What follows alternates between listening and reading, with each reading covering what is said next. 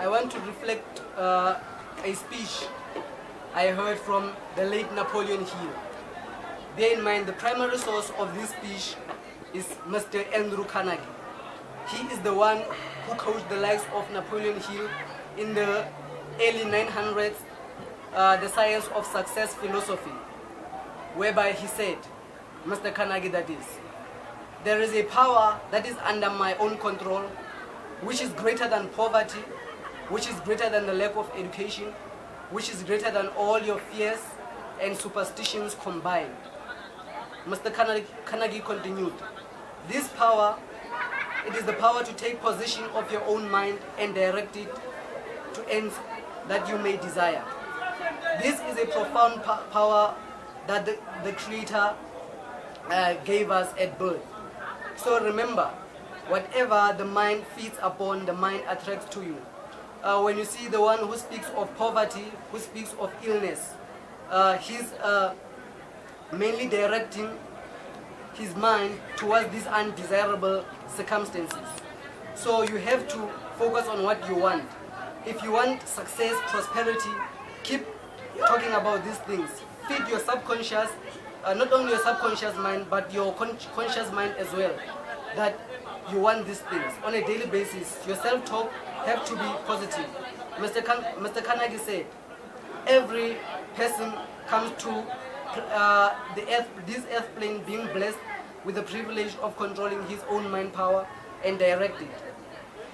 Every person, Mr. Carnegie said, brings over with him at birth the equivalent of 2 sealed envelopes. The one is clearly labeled, the riches you may enjoy when you take possession of your own mind and direct it to ends of your own choice. In the sealed one, it says, the penalties you must pay when you neglect to take possession of your own mind and direct it. So, let me give you the contents of these 2 envelopes. In the one labeled, the riches you may enjoy when you take possession of your own mind power and direct it to ends of your own choice, are this list of blessings. 1.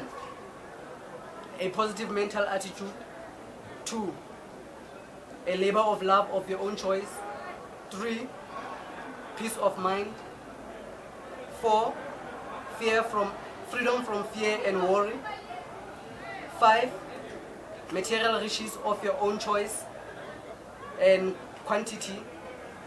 In the other one labeled, the penalties you have to pay when you neglect to take possession of your own mind and direct it, are these prices one must pay.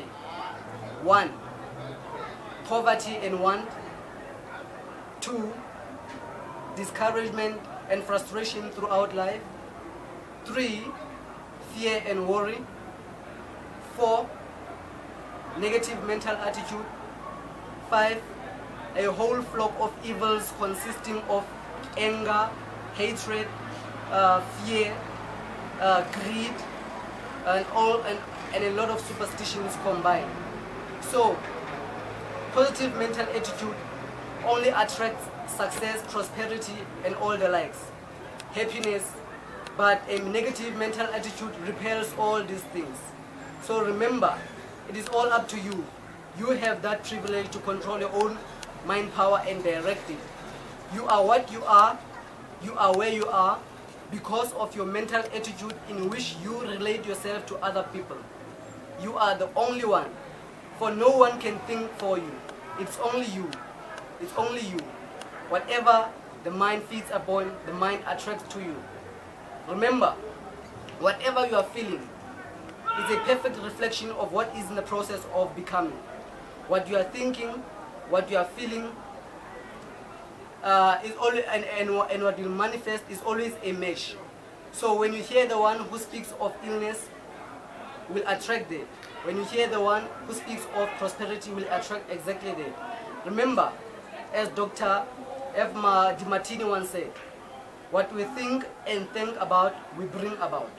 So it is important for me and you to go back and study the wise ones, for us to acquire the knowledge and the know-how of becoming the successful people we want to be, not only want to be, but will be in the future.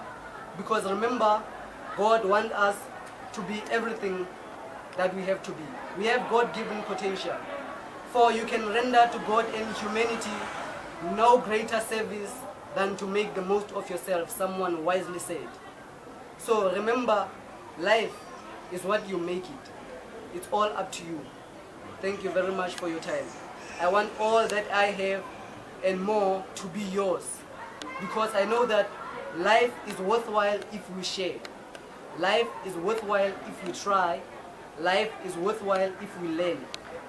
Life is worthwhile if we impact others' lives. Thank you very much. That's what Mr. Jim Rohn, the great motivational speaker of all time, once said. Please follow him. Google him. You'll gain a lot of experience from that wise person. What a blessing he was indeed on this earth. What he impressed upon many individuals.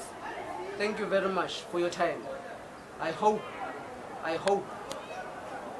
you'll be blessed abundantly by God. Thank you. Much appreciated. This was Vuyo Kaasi. Thank you very much.